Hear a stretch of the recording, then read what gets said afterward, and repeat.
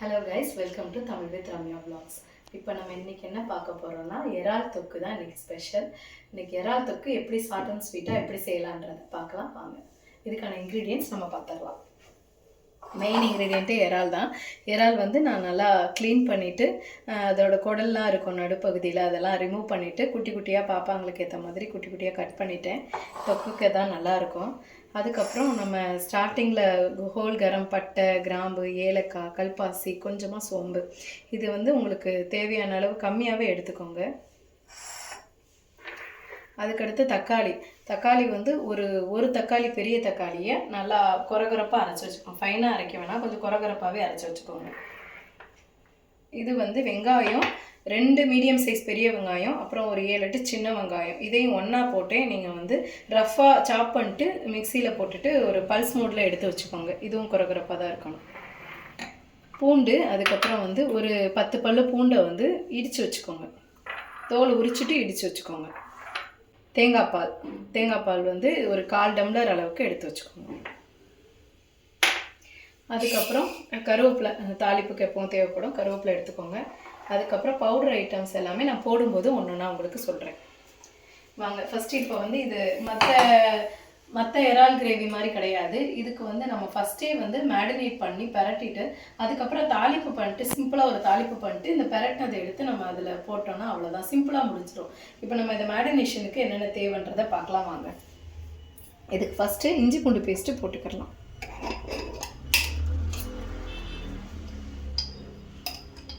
நல்லா ஒரு டீஸ்பூன் அளவுக்கு இஞ்சி பூண்டு பேஸ்ட்டு போட்டுக்கோங்க. 1.5 டீஸ்பூன் போட்டுக்கோங்க.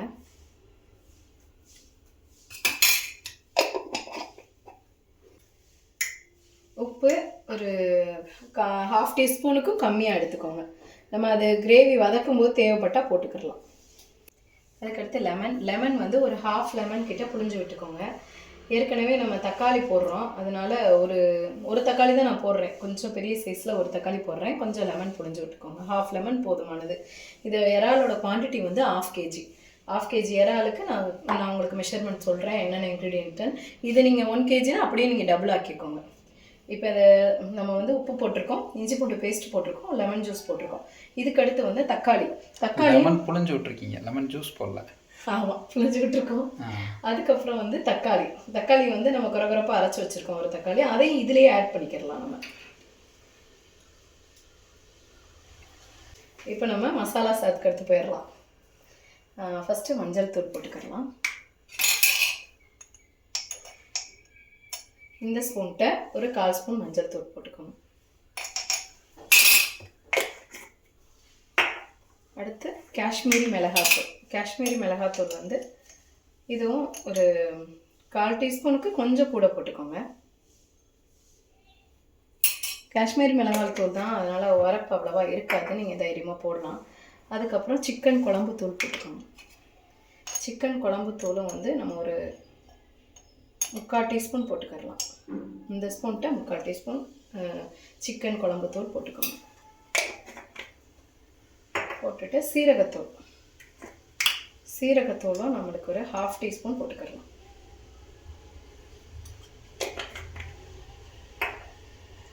அதுக்கடுத்து வீட்டிலேயே அரைச்ச ஹோம்மேட் கரம் மசாலான்னு சொல்லியிருந்தேன் இல்லையா, அது வந்து ஒரு 1/4 டீஸ்பூன் போட்டுக்கலாம்.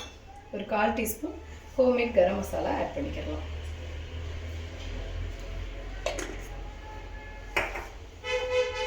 எல்லாமே நம்ம பொடி எல்லாமே நம்ம ஆட் பண்ணி வச்சு அதுக்கப்புறம் நம்ம வந்து 65 பவுடர் போட்டுக்கலாம். இதுக்கு வந்து 65 பவுடர் போட்டால் கொஞ்சம் எக்ஸ்ட்ரா டேஸ்ட் கிடைக்கும். கண்டிப்பாக நீங்களும் வீட்டில் ட்ரை பண்ணி பாருங்கள். இந்த ரெசிபி ட்ரை பண்ணும்போது இந்த 65 பவுடர் மஸ்ட்டாக ட்ரை பண்ணி பாருங்கள், நல்லாயிருக்கும். ஒரு 1/4 டீஸ்பூன் 65 பவுடர் போட்டுக்கோங்க. உங்களுக்கு என்ன 65 பவுடர் நீங்கள் ரெகுலராக யூஸ் பண்ணுவீங்களோ அதே போட்டுக்கலாம். இப்போ எல்லா பவுடரும் நம்ம ஆட் பண்ணியாச்சு, மசாலாஸ் எல்லாம் ஆட் பண்ணியாச்சு. இப்போ நம்ம லைட்டாக ஒரு பரட்டி மேரினேட் பண்ணி வச்சுக்கலாம். மேரினேட் பண்ணி ஊற வைக்கணுமா இல்லை அப்படியே? இல்லை, இது ஊற வைக்கலாம் தேவையில்லை. நம்ம 65 ஆமாம் 65 பண்ணால் தான் நம்ம ஊற வைக்கணும். இது தொக்குனால நம்ம அப்படியே ஸ்டார்ட் பண்ணிடலாம். இப்போ நம்ம அடுப்பை ஆன் பண்ணிவிட்டு கடாயை வச்சுக்கலாம். வச்சுட்டு நீங்கள் ஒரு மீடியம் ஃப்ளேம்லேயே வச்சுக்கோங்க. எடுத்தோன்னே ஃபாஸ்ட்டில் வைக்காதீங்க, எப்போவுமே மீடியம் ஃப்ளேம்லேயே யூஸ் பண்ணிக்கோங்க. இப்போ நம்மளுக்கு கல் காஞ்சிருச்சு. இதுக்கு மெயினாக வந்து தொக்குக்கு வந்து நம்ம நல்லெண்ணெய் ஊற்றி செஞ்சோம்னா நல்லாயிருக்கும், டேஸ்ட் நல்லாயிருக்கும். நான் எப்போவுமே தொக்குக்கு நல்லெண்ணெய் தான் சேர்ப்பேன். நீங்களும் அதே மாதிரி நல்லெண்ணெய் ஊற்றி செஞ்சு பாருங்கள், கண்டிப்பாக நல்லாயிருக்கும். இப்போ நம்ம நல்லெண்ணெய் ஊற்றிக்கிடலாம். உங்கள் தேவைக்கு ஏற்ற மாதிரி நீங்கள் ஊற்றிக்கணும். ஓகே, நம்ம இப்போ நல்லெண்ணெய் ஆட் பண்ணிட்டோம். இதுக்கப்புறம் நம்ம ஆயில் ஹீட் ஆனோடனே நம்ம வச்சுருக்கோம் இல்லையா, பட்டை, கிராம்பு, ஏலக்காய், கல்பாசி, சோம்பு, தேவையான அளவு நான் உங்களுக்கு சொல்லியிருந்தேன்ல, அதை நம்ம இப்போ வந்து ஆட் பண்ணிக்கிறலாம். இதில் ஆயில் ஹீட் ஆயிடுச்சு. இப்போ நான் ஆட் பண்ணிக்கிறேன். இதுக்கப்புறமா நம்ம வந்து ஆனியன் இதுக்கப்புறமா நம்ம வந்து கார்லிக் ஆட் பண்ணிக்கிறலாம். பூண்டு வந்து நம்ம இடித்து வச்சுருக்கோம் இல்லையா, அந்த பூண்டை வந்து நம்ம இப்போ ஆட் பண்ணிக்கிறலாம். இடித்த பூண்டு 10 பல்லு பூண்டை ஆட் பண்ணிக்கிறோம். ஆட் பண்ணிவிட்டு அது கூடயே கருவேப்பிலை, தேவையான அளவு கருவேப்பிலை ஆட் பண்ணிக்கோங்க. ஒரு 3 கொத்து கருவேப்பிலை போட்டுக்கோங்க, ஃப்ளேவர் நல்லாயிருக்கும்.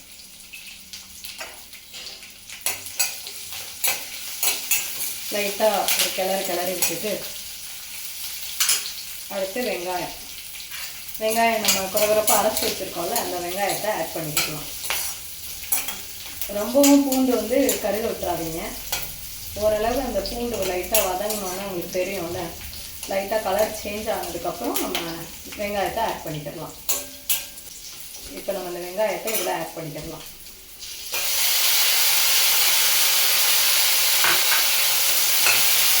பேஸ்ட்னால நம்மளுக்கு சீக்கிரமாகவே வதங்கிடும். இது வதங்கிறதுக்கு நம்ம உப்பு சேர்த்துக்கலாம். மேக்ஸிமம் கல் உப்பு சேர்த்துக்கோங்க. ஏற்கனவே நீங்கள் வந்து இறாலுக்கு கொஞ்சம் உப்பு போட்டிருக்கீங்க, அதனால இதுக்கு போடும்போது கொஞ்சம் பார்த்துட்டு போடுங்க. ஆனியன் ஓரளவுக்கு வதங்கியிருக்கு. இந்த ஸ்டேஜில் வந்து நம்ம இறால் பெரட்டி வச்சுருக்கோம் இல்லையா, அந்த பெரட்டி வந்து மேரினேட் பண்ண இறாலை இதில் ஆட் பண்ணிக்கலாம். ஆனியன் ஓரளவு நல்லாவே வதங்கிருச்சு. நம்ம அரைச்சதுனால கொஞ்சம் ஈஸியாக சீக்கிரமே வதங்கிடும். இதில் பொன்னிறமாக வரணும் அந்த மாதிரி இருக்கா? அந்த பிரியாணிக்கெலாம் சொல்லுவாங்க. இல்லை இல்லை, அந்த அளவுக்கு பொன்னிறம் தேவையில்லை, ஓரளவுக்கு வதங்கினா போதும். இறால் குழம்புக்கு நார்மலாக நம்ம தாளிப்புக்கு வதக்குவோம்ல, அதை விட இது கொஞ்சம் கம்மியாகவே நம்ம அரைக்கிறதுனால சீக்கிரமே வதங்கிடும். இப்போ நம்ம இந்த ஸ்டேஜில் வந்து நம்ம இந்த மேரினேட் பண்ணி வச்சுருக்கோம்ல இறால், இது ஃபுல்லாத்தையும் நம்ம ஆட் பண்ணிக்கிறலாம். அந்த மசாலா எல்லாத்தையும் ஆட் பண்ணிட்டு இது கூடவே நம்ம குழம்புத்தூள், வீட்டு குழம்புத்தூள் ஆட் பண்ணிக்கலாம். ஓகே,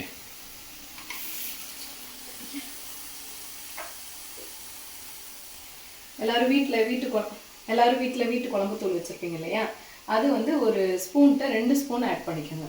டீஸ்பூனில் 2 ஸ்பூன் அளவு. அப்புறம் நம்ம அந்த மசாலாவில் ஒட்டி இருக்கோம் இல்லையா, அதெல்லாம் கொஞ்சம் தண்ணி விட்டு கழுவி இதில் ஊற்றிடலாம். ஒரு கால் டம்ளர் தண்ணியை வந்து இந்த மேரினேட் பண்ண மசாலாவில் ஒட்டியிருக்கோம் இல்லையா, அதெல்லாம் கழுவி இதில் ஊற்றிடலாம். ரொம்ப ஊற்ற தேவையில்லை, ஏன்னா தொக்கு ஃபார்மேட்டில் தான் நம்ம பண்ண போகிறோம். இது இறாலே கொஞ்சம் தண்ணி விடும், அதனால் இந்த தண்ணியே போதுமானது. இப்போ நம்ம எல்லாத்தையும் சேர்த்து ஒன்றா மிக்ஸ் பண்ணிக்கலாம்.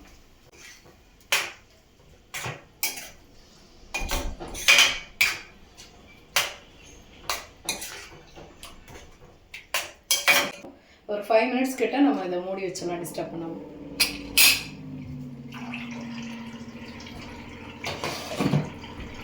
ஓகே, 5 மினிட்ஸ்க்கு அப்புறம் நம்ம செக் பண்ணி பார்க்கலாம். இப்போ நம்ம லிட்டர் க்ளோஸ் பண்ணி வச்சுருந்தோம் இல்லையா, அப்போ இருந்தே சிம்மில் தான் வச்சுருக்கணும்.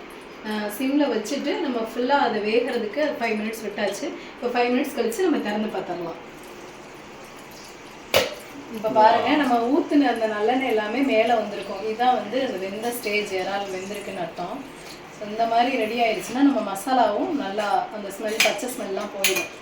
இப்போ இந்த ஸ்டேஜில் ஒவ்வொருத்தர் இந்த ஸ்டேஜ்லேயே ஸ்டாப் பண்ணிடுவாங்க. எனக்கு நான் எக்ஸ்ட்ராவாக தேங்காய் பால் ஆட் பண்ணுவேன்.